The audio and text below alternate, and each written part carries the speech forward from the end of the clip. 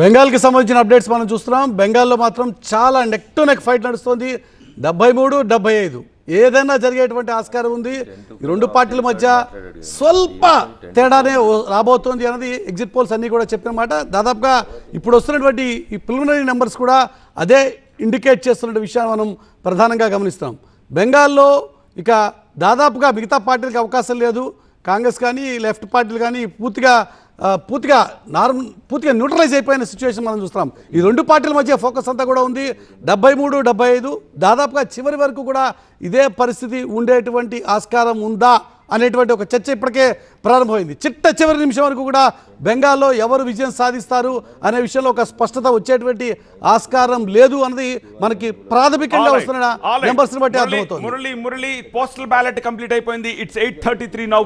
EVMs start అయిపోయాయి. కానీ పోస్టల్ బ్యాలెట్ ముగిసేసరికి బీజేపీ 82 స్థానాల్లోనూ అండ్ టీఎంసీ 78 స్థానాల్లోనూ కేవలం 4 మాత్రమే డిఫరెన్స్ ఉన్నాయి. Tamil Nadu look at the beauty in Tamil Nadu. DMK 70 స్థానాల్లో లీడ్ లో ఉంటే చాలా ఆర్గనైజ్డ్ గా మనకి అక్కడ పోస్టల్ బ్యాలెట్ అధికార పార్టీ వేసుకోగలిగిందా లేక నిజంగా రిజల్ట్ ఈ రకంగా ఉంటుందా ఇంకా తేలాల్సిన అంశం. ఒక విషయం, ఈ విషయంలో కాంగ్రెస్ పార్టీ నుంచి మనకి దయాకర్ గారు కూడా ఉన్నారు.